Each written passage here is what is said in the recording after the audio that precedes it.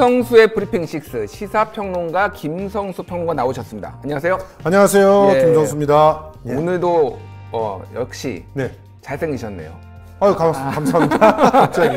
예. 예. 사실 이게 전에 이제 김기철 매일경제 김기철 기자가 네. 하다가 이제 본인이 금융권을 취재를 하는데 정치 브리핑을 해야 되니까 부담이 된다고 해서 하차를 했어요. 그래서 이제 우리 가장 누가 제일 좋겠냐라고 저희 제작진 회의를 하니까 김성수 평론가님만한 분이 없다. 예, 그렇죠. 해가지고 너무 자신 있게 얘기하는 거 아닙니까? 그래서 오늘 이제 부제를 김성수의 오늘 내일이라는 그 코너로 명으로 일단 가제로 했는데 괜찮은가요? 김성수의 오늘 내일? 아, 좋은가요? 알겠습니다. 예, 이전에 김성수의 오늘 진행을 했었으니까. 그러니까요. 이제는 오늘 내일을 다 이렇게 선택하는 거죠. 계속 하나씩 붙여서 오늘 내일 모레 글피 이제 하나씩 업그레이드 되는 방향으로 하겠습니다. 그렇죠. 자, 먼저 첫 소식 어떤 거 가지고 오셨나요? 예, 우선 첫 소식은 검찰이 다시 청와대를 향해서 칼을 휘두를 준비를 마쳤다. 그런 얘기인데요. 예. 오늘 또 이제 경찰청 본청을 압수수색했다는 그런 얘기입니다. 경찰청 그러니까 본청에 압수수색한 거는 그 과거에 하명 수사 논란 그것 때문에 지금 압수수색을 한 거죠? 예, 그렇죠. 예. 이번에는요, 그 하명 수사에 대한 그 증거가 나오지 않는 상태에서 무리하게 수사를 계속 진행하고 있다. 심지어는 압수수색 영장만 가지고 목록을 적시하지 않은 상태로 청와대를 털려고 했다. 이런 비난에 시달리다 보니까 굉장히 궁색한 그런 여지에 몰렸었잖아요. 그리고 검찰 인사가 진행되고 나서 뭐 사표 쓰는 사람 생기고 검찰청 안이 뒤숭숭하지 않습니까? 어수선했어요. 서로 공격하고 이런 상황이 벌어지고 있잖아요. 이제 그런 상황 안에서 어떻게 보면은 검찰이 숨겨놨던 비장의 그 카드 중에 하나를 꺼내 들었다 이렇게 볼 수가 있는데, 이번에는 서울중앙지검 공공수사 2부에서 오전부터 그 서대문구 경찰청 정보와 통신 담당관실 전산 서버를 대상으로 압수수색을 했어요. 그런데 이 압수수색 대상에 경찰 내부에 메신저가 있어요. 폴렛이라고.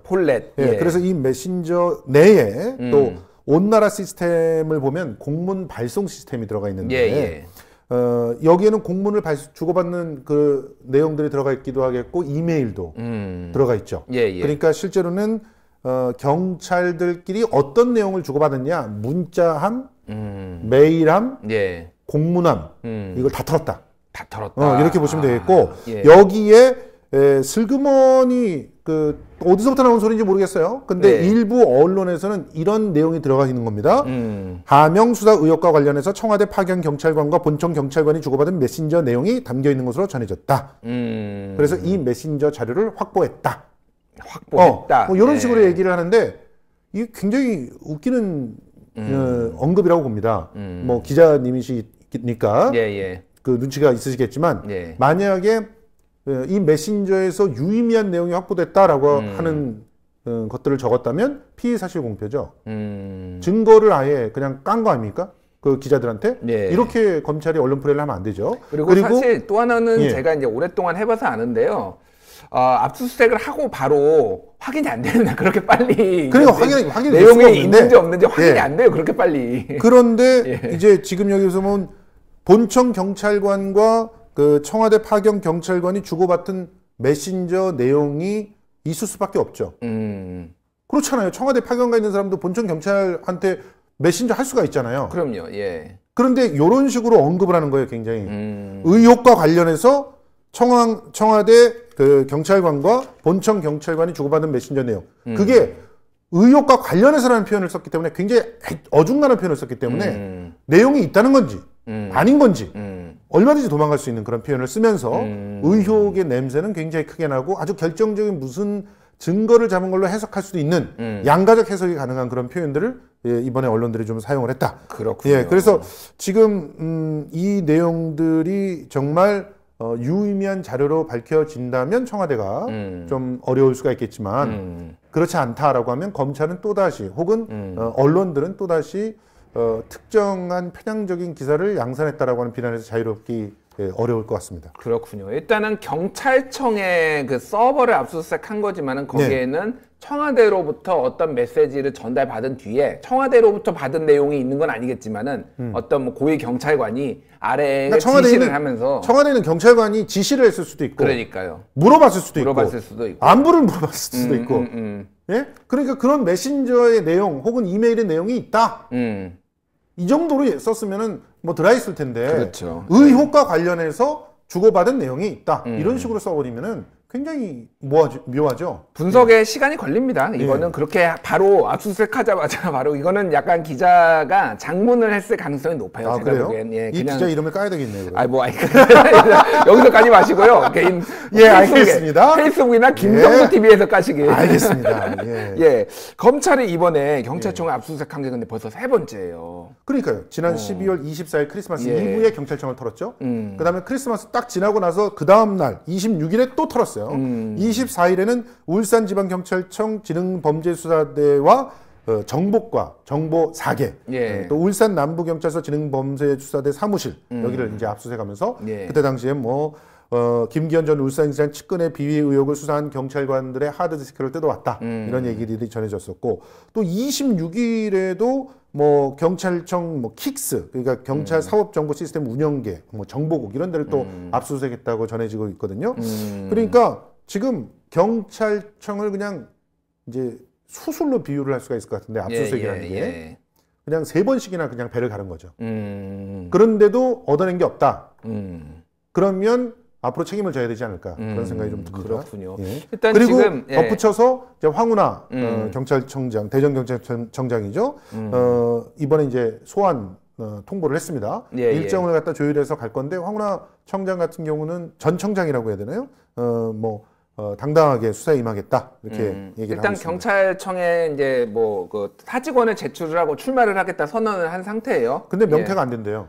명예퇴직이 안 되면 어떻게 되나요, 그러면? 그러니까 명예퇴직으로 받을 수 있는 최소한의 혜택들도 못 받게 되게 되는 거겠죠. 그렇군요. 그러니까 쉽게 말해서 검찰이 이 의혹입니다만 황운하 경찰청장 너 출마하지 마라는 사인을 준 거 아닐까 이렇게 해석되기도 합니다. 그렇게도 볼 수가 있겠네요. 어쨌든 아마 이게 검경 수사권 조정에서 경찰과 검찰의 어떤 앙금들 이런 것도 좀 저는 작용을 했을 가능성이 있다라고 보는 게 어쨌든 이거를 서버를 털면은 같이 부수적으로 많은 정보들이 달려오잖아요. 또 별건 수사 하겠죠. 이제 캐비넷에 넣어놓습니다. 보통 예전에 이제 검찰이 하던 게 이거를 그래서 제가 보기에는 이제부터 검찰을 검찰이라고 부르지 말고 광부라고 불러야 되지 않을까.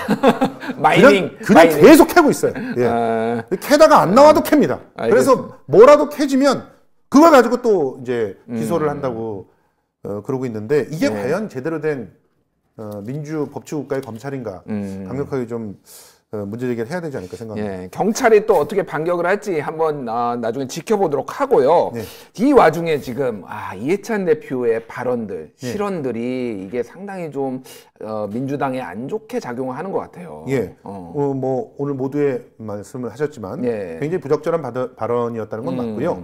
그리고 그 부적절한 발언이 거듭된다고 하는 사실도 맞습니다. 그런데 지금 이해찬 대표의 실수가 지금 그리고 그런 발언들의 어떤 강도가 자유한국당이 연이어서 한 그런 막말과 의도된 그런 그 선동 그런 것과 비유될 만한 것인가에 대해서는 언론들도 나름대로의 균형을 갖다가 좀 잡아야 되지 않을까 하는 비평가로서의 의견들이 있습니다. 왜냐하면은 지금 자기가 라이브 방송을 하는 과정 중에서 그 특정한 그 인재를 칭찬하는 과정에서 나온 실수고 그리고 그 실수가 본인의 어떤 뭐 인성이라 그래야 되나요? 그리고 그 장애인에 대한 인식 이걸 반영하고 있다고 해도 즉각 사과를 하고 영상을 다 내렸거든요. 그럼 이런 조치를 자유한국당은 하고 있는가? 오히려 반성하지 않는 야당의 모습들 이를테면 뭐 반말을 하고 뭐 반성커녕 끝까지 김기수 같은 사람을 세월호 특조위에 집어넣으려고 하다가 어쩔 수 없이 언론의 압박을 받고 유족들의 항의를 받아서 본인이 사퇴했잖아요. 본인이 사퇴하면서도 유족들을 갖다가 대거 막 그 고소하지 않았습니까? 이런 모습에 대해서 자유한국당은 뭐라고 얘기를 하고 있나요? 근데 왜 이 부분에 대해서 언론은 균형 있게 보도를 하지 않는 거죠? 알겠습니다. 굉장히 그런 불만들은 좀 있습니다. 어쨌든 이런 실언들이 선거에는 영향을 많이 미칠 수가 있어요. 언론이 많이 부각시키면 미치겠죠. 그래서 최근에 리얼미터 조사를 보면은 이제 오늘자인가요? 그 주간 집계를 보면은 민주당 지지율이 37%인데 전주에 비해서 4.1%포인트 많이 내렸고요. 같은 기간에 이제 그 자유한국당은 1.1%포인트 올라서 4.6%포인트로 좁혀졌는데 여기에 만약에 새로운 보수당을 합치면은 거의 비슷한 수치, 37대 37 정도가 되는 그런 구도가 됩니다. 그러니까 지금 이번에 리얼미터의 그 조사를 굉장히 의미심장하게 봐야 되는 것인데 사실 그 여당이 간절하게 원했던 그런 법안들이 다 통과됐잖아요. 법안들이 통과되면서 이제 어떻게 보면은 여당을 지지하는 사람들의 결집도는 약해졌죠. 약해진 상황에서 위기감을 느끼는 보수 측의 결집도는 높아지는 거죠.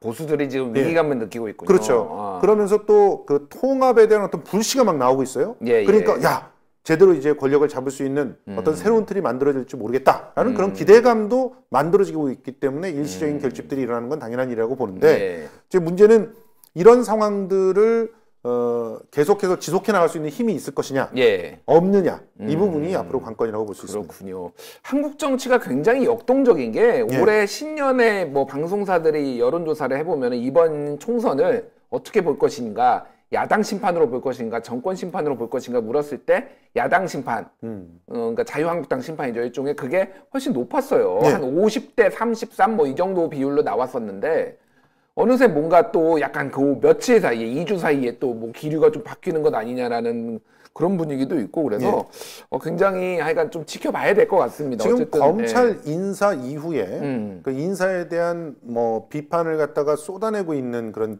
그 언론들 그리고 또 이렇게 아주 작은 그 어떻게 보면은 비본질적인 그런 사안들을 가지고 이제 정권을 공격하고 있는 내용들이 쏟아지잖아요. 특히 이번에 그 저는 대통령 기자회견에 대한 분석도 참 이해가 좀 안 됐어요. 어떻게 MC께서는 어떻게 생각하실지 모르겠지만 그 고초를 겪었고 거기에 대해서 마음에 빚이 있다라고 대통령이 얘기하면 안 된다고 주장을 하세요. 그러면서 심지어 전직 지방대 교수님 같은 경우는 뭐 대통령을 하면 안 되겠다 이런 식의 얘기를 해요.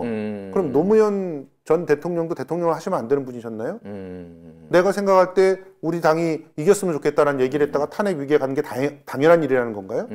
대통령은 기자회견 자리라고 해서 자신의 그 어떤 심정들을 호소하면 안 되는 건가요? 그게 가이드라인인가요? 이 부분에 대해서는 저는 심각한 우리 언론들의 어떻게 보면 잘못된 편향된 시각들이 있다라고 봅니다. 어디에 거기다 대고 뭐 검찰은 수사를 다시 해야 됩니다 이런 얘기 하셨나요? 심지어는 그 수사를 개혁을 해야 된다라고 얘기를 하셨죠. 개혁을 해야 된다는 얘기를 이렇게 얘기하셨잖아요. 검찰은 자기의 일을 하고 있고 엄정한 수사로서 신뢰를 받고 있다. 뭐 검찰 전체가 아니라 검찰총장이 그리고 그렇지만 자신들 안으로 들어가서 내부에 잘못된 그런 그 관행들에 대해서도 엄격하게 생각을 해봐야 된다. 이 얘기를 하신 거예요. 이게 가이드라인인가요? 글쎄 뭐 이제 해석은 여러 가지로 또 뭐 하시는 분들도 있고 그런데 이런 뉴스들이 신년 기자간담회 그것도 기자 간담회이기 때문에 조금 더 편안하게 얘기할 수 있는 자리예요. 기자회견으로 딱 이렇게 정말 공식화되어 있는 그런 모습보다는 편안하게 진행이 됐잖아요. 그런데 그런 자리에서 로봇처럼 아무런 감정도 드러나면 안 된다. 그게 공직이다. 이렇게 얘기를 한다면 박근혜 대통령이 옛날에 어떠셨는지 한번 다시금 따지고 싶고요. 그리고 이명박 대통령이 어떠셨는지 다 그냥 비교를 해서 따지고 싶은 마음인데 어쨌든 이런 안 좋은 뉴스들을 막 쏟아내면서 더불어서 보수들 같은 경우는 막 지금 계속 뭔가 하고 있고 만나고 있다라는 식의 아주 긍정적인 뉴스들을 쏟아낸다면 그거 자체가 기울어진 운동장이 아닌가 하는 생각들이 있습니다. 그렇군요. 그 전략적으로 저는 그거를 보면서 이제 최근에 이제 언론 보도들이나 이제 뭐 이런 여론 움직임을 보면서 대통령도 그 얘기를 하셨잖아요. 조국 장관 이 사건에 대해서 이제 그만 놔주자 뭐 이런 식의 이제 발언을 하셨는데 예. 그게 전략적으로도 여권에서의 전략적으로도 맞지 않나 저는 그 생각이 들더라고요. 그러니까 그렇죠. 그래서 저는 가급적 지금 언급을 안 하는 게 사실은 언급이 안 되게 뭔가를 만드는 게 좋을 것 같아요. 사실은 대통령께서 조국 장관을 놔주라라고 하는 말은 그 사람을 풀어줘야 된다는 얘기가 아니에요. 그러니까요. 그 사람을 자꾸 대통령 만들겠다고 설치고 이런 또 친문들이 있잖아요. 극단적 친문들이 있잖아요. 맞습니다. 그 사람들 그렇게 하지 말라는 얘기예요. 지금 뭐 대통령을 사랑한다는 마음을 알겠는데 생일 광고한다고 지하철에 갖다 붙여놓고 이러면 선거 시기에 맞습니다. 이런 식의 행동들을 하면은 대통령의 얼굴에 자꾸 누를 끼치는 거가 되는데 왜 이런지 모르겠어요. 그러니까 그런 극단적인 사람들에 대한 어떤 경계들은 경계대로 하지만 대통령의 심정을 곡해하는 식으로 그 기사를 쏟아내고 비판을 하는 것은 문제가 있다고 봅니다. 알겠습니다. 자, 보수 통합 얘기가 좀 나왔는데 이게 지금 제대로 되고 있는 것인지 아닌지 잘 모르겠어요. 어떻게 좀 보시고 있나요, 지금? 저는 예언을 했었는데. 예언도 하셨네요. 김성수 TV에서 하셨네요, 혹시? 김성수 TV하고. 김성수 TV 다들 한번 구독을 눌러주시고요. 새날에서 이제 예언을 했었는데 통합이 대통합이 되기는 어렵다. 대통합이라고 하면은 모든 보수 세력이 다 들어오는 거를 말씀하시는 거고. 그 근거로 몇 가지 얘기를 했는데요. 그 중에서 지금 유승민 대표의 정치적 자산이라고 하는 게 뭐냐? 그 정치적 자산은 합리적인 그 보수, 개혁적 보수를 하면서 그러면서 보수들의 잘못된 점은 날카롭게 비판을 하고 그리고 탄핵에 대해서는 인정하고 잘못했다는 것을 인정하고 가야 된다. 탄핵의 강을 건너야 된다. 이게 소신 있는 보수로서의 이미지를 이제 부각시켜 준 거 아닙니까? 그런데 지금 탄핵에 대해서 유야무야 돼 버렸잖아요. 유권책 얘기하면서 거기에는 무슨 얘기가 나왔냐면 탄핵을 인정하겠다 이런 사과하겠다 이런 얘기는 전혀 없고요. 거기에는 모든 그 문재인에 대한 반대되는 세력들이 합해야 된다 이런 얘기만 있어요. 반문연대죠, 한마디로. 반문연대. 그 반문연대는 탄핵을 찬성했던 사람과 비판했던 사람들이 전부 다 들어오는 거 아닙니까? 그러니까 이 상황은 유승민 대표가 받아들일 수 없는 상황인데 일단 통합 논의는 시작했단 말이에요. 했는데 또 어떤 얘기가 나오고 있냐면 박형준 혁통위원장이 당대당으로 논의를 하는 게 아니다. 1대1로 지분을 못 나누겠다는 거잖아요. 그럼 못하러 당 만들었겠어요, 세보수당이. 세보수당이 그래서 굉장히 반발을 했어요. 박형준 그래서 지금 지상욱 수석 대변인이 한국당과 세보수당 간의 통합 논의는 정당 차원의 정치 행위다. 근데 중립적 의무를 지닌 위원장이 세보수당의 정치 행위에 대해서 왜 가타부타 하는가? 한국당의 대변인인가? 그리고 박 위원장 사퇴를 요구한다. 이렇게 나섰거든요. 그리고 지금 한국당의 핵심 관계자도 별도 협의체가 필요하다면 해야 되는데 그런데 협의체를 만드는 건 어려운 일이 아니지만 황 대표가 뭔가 좀 아직까지 잘 모르겠다 이런 얘기를 해요. 그러니까 이 협의체라고 하는 것은 긴밀하게 대표 대 대표끼리 서로의 의견을 나눌 수 있는 그런 협의체를 만들려는 거예요. 당신이 자유한국당을 확실하게 장악하고 있다면 탑다운으로 북미처럼 탑다운으로 해결해보자. 그러면 이제 여기 안에서 너의 진심을 알 수 있지 않겠느냐? 진짜 탄핵에 대해서 건너겠는지. 그래서 탄핵 그 중심 세력들은 확실하게 손절하고 갈 건지 아니면 걔네들까지 받아들일 건지 확인해보자. 나 걔네들 받아들이면 안 갈 거야. 이런 얘기를 협의체에서 해보자는 건데 그걸 황교안 대표가 하겠어요? 그러니까 어쨌든 이 지분율을 놓고 지금 약간 힘겨루기를 하는 모양새인데 이게 좀 더 지리멸렬하게 갈 것이다 이렇게 보시는 거군요. 그러니까 지분율만 따지면 심플해질 수가 있어요. 아, 그래요? 그러니까 너희는 그 의석수 몇 개야? 우리는 몇 개야? 그리고 지지율이 몇 퍼센트 대 몇 퍼센트야? 그리고 나누면 되잖아요. 근데 지금 여기에서는 뭐가 중요하냐면 그러면 이런 식으로 산술적인 합을 할 거냐? 그거 아니다. 그래가지고는 자유한국당 제2 버전 2.0 이것밖에 안 된다는 거다. 완전히 허물고 새 집을 지어야 된다. 그때는 허물고 새 집을 짓는 데의 콘텐츠를 누가 장악하고 있는지를 얘기해야 되는 거 아니냐. 이 얘기에는 뒤에는 황교안 너 콘텐츠 없잖아. 이런 얘기가 들어가 있거든요. 그러니까 이런 얘기들 협의체 안에서 하자는 건데 그런데 황 대표는 절대로 그렇게 못하죠. 그렇게 한다면 벌써부터 자기는 종로에 출마하겠다고 얘기 나왔을 테고 뭐 대표도 내려놓고 새로운 집을 빅텐트를 만들자 이런 얘기가 나왔을 텐데 그렇게 안 하잖아요.